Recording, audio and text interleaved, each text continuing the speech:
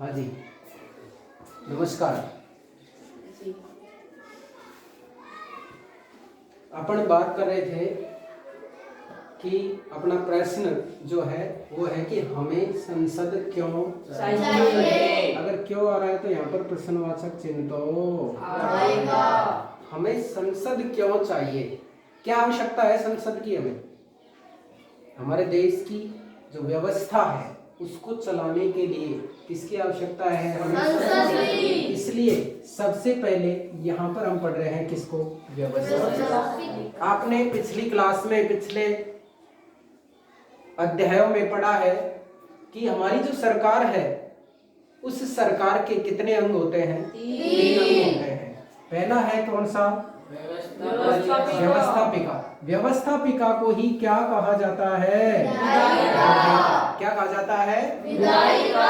और विधायिका के बाद दूसरा जो अंग है सरकार का वो है कौन सा, कार्यपालिका। और तीसरा अंग न्यायपालिका। पहला अंग बताओ कौन सा, विधायिका, दूसरा कार्यपालिका और तीसरा न्यायपालिका। तो विधायिका जो है वो विधायिका क्या करती है, विधान शब्द जो है उसका अर्थ होता है कानून। क्या होता है, कानून। तो हमारी जो विधायिका है वो क्या बनाती है, कानून और नीतियां। हमारी विधायिका कानून और नीतियों का क्या करती है, निर्माण करती है। और उसको लागू करने का काम, उसको क्रियान्वयन करने का काम किसका है, कार्यपालिका। उसके बाद में कि ये कानून और नीतियां सही बनी या नहीं बनी, और ये क्रियान्वयन ठीक ढंग से हो रहा है या नहीं हो रहा है, तो इसकी समीक्षा करने का कार्य करेगी कौन, न्यायपालिका। कौन करेगी, न्यायपालिका।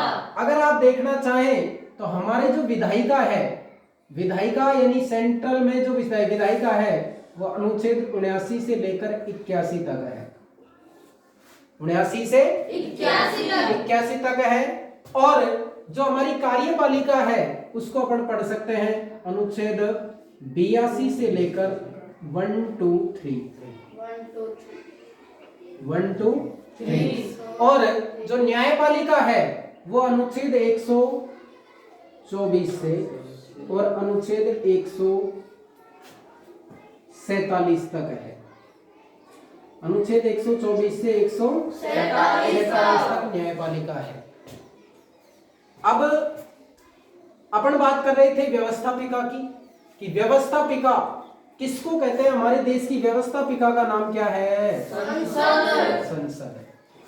और संसद को अभी अपन अगर बात करें, जो विधायिका अपन ने पढ़ी है यानी व्यवस्थापिका विधायिका अनुच्छेद 79 से लेकर कहां तक है, 81 तक। तो संसद का उल्लेख भारतीय संविधान के अनुच्छेद कितने में, 79 में। कितने में है भाई, 79 में। और संसद के कितने अंग हैं, 2। संसद के अंग 3 है।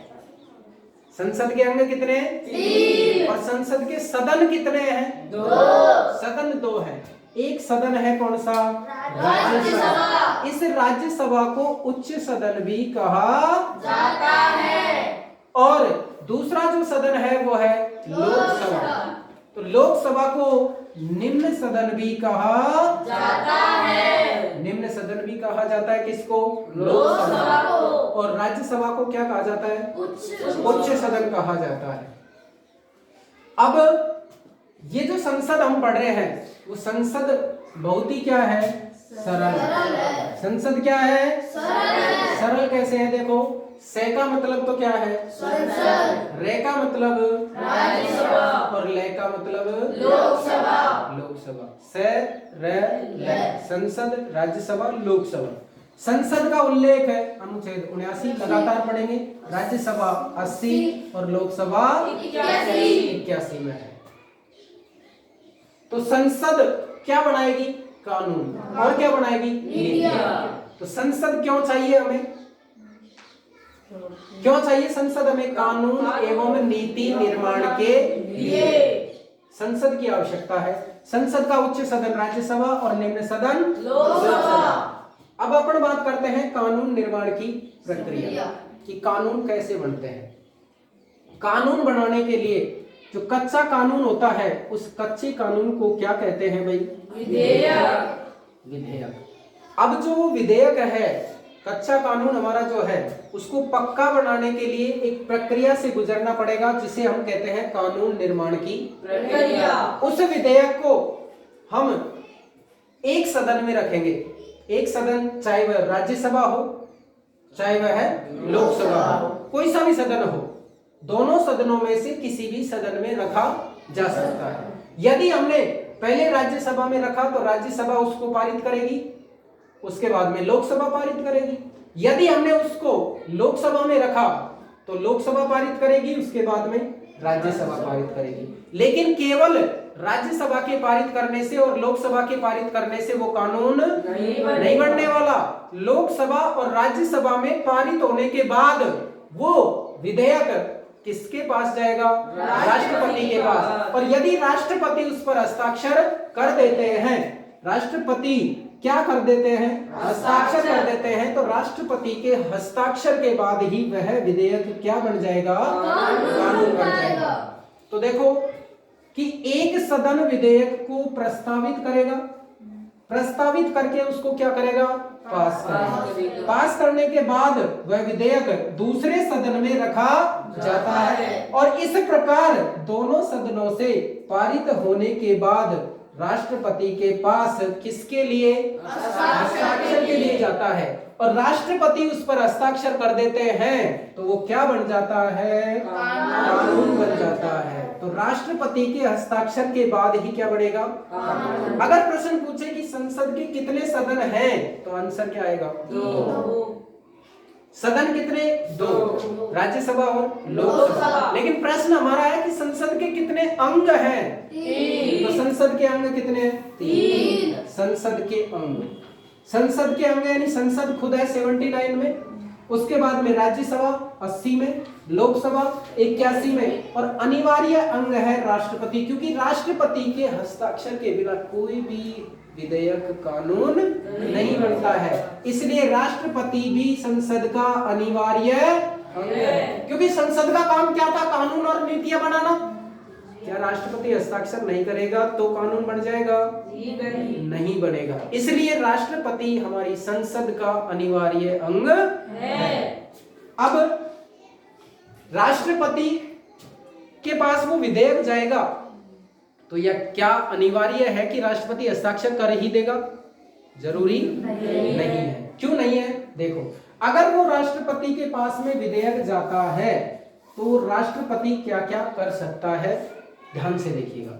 नंबर 1 तो है कि राष्ट्रपति अगर उस पर हस्ताक्षर कर देता है तो वो कानून बन जाएगा और वहीं प्रोसेस बंद हो जाएगी। लेकिन अगर राष्ट्रपति ने हस्ताक्षर नहीं किया और उसको कहां?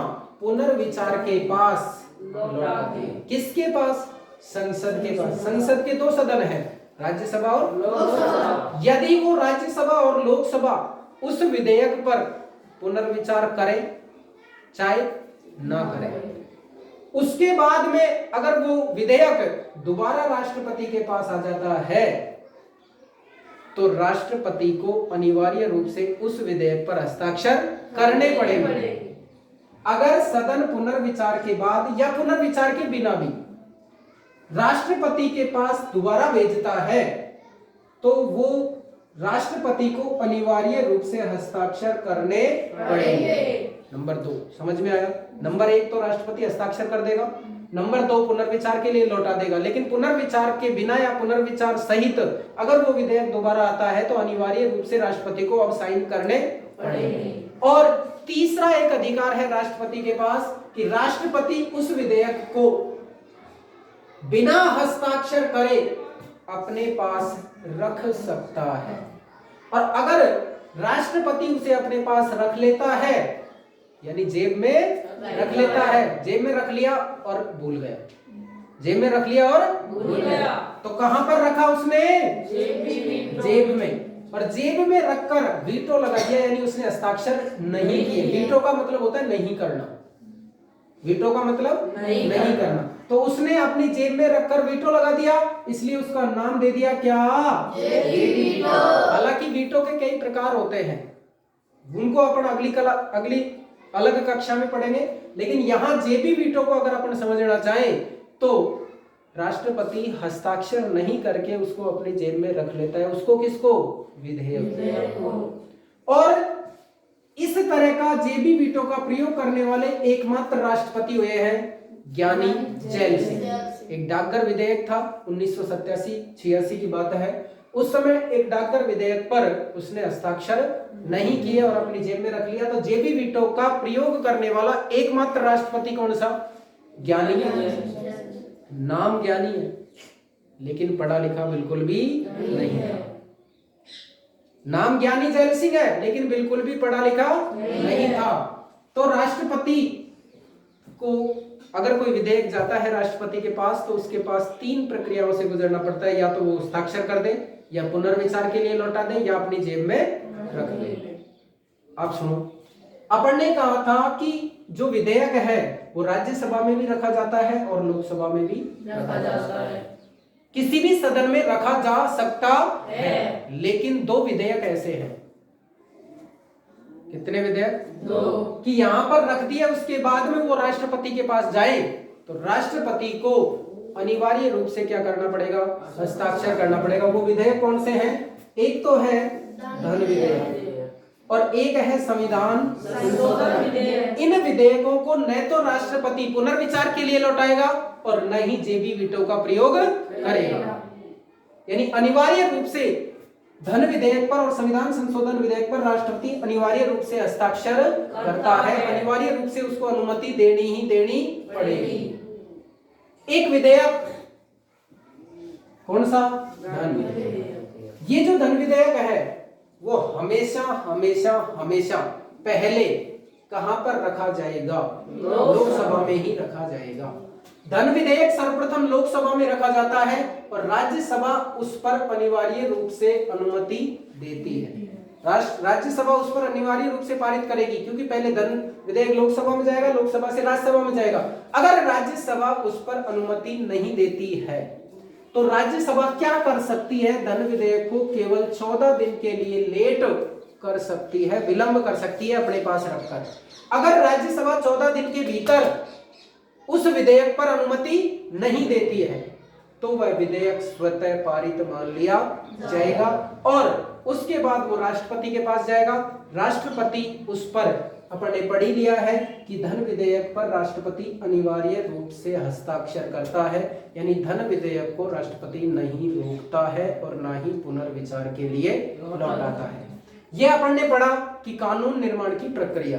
कानून कैसे बनता है? अब कानून बनाने तो लिया लेकिन हमें कानूनों की क्या चाहिए? समझ। कानूनों की क्या चाहिए? समझ कि कोई कानून कैसे कार्य करता है, उस कानून का कैसे क्रियान्वयन करना है, उस कानून को कैसे पालन करना है, कैसे पालन करवाना है। अगर हमें कानून की समझ नहीं है तो हम उस कानून का उल्लंघन भी कर रहे हैं तो हमको पता नहीं कि हम उल्लंघन कर रहे हैं। लेकिन अगर अपना को जानकारी है उस कानून की, नियम की, कि ये कानून ऐसे है और इसका उल्लंघन करने पर क्या हो सकता है। जैसे कि आप यातायात नियमों में पढ़ते हैं एक नियम कि हेलमेट लगाकर गाड़ी चलाना चाहिए। अगर आप 4 व्हीलर का प्रयोग कर रहे हैं तो सीट बेल्ट का प्रयोग करना चाहिए। ये एक नियम है, कानून है। और अगर इसका पालन नहीं करते हैं तो हमें किस प्रक्रिया से गुजरना पड़ता है। इसलिए हमको कानूनों की क्या होनी चाहिए? समझ होनी चाहिए। धन्यवाद। बात समझ में आई है? धन्यवाद।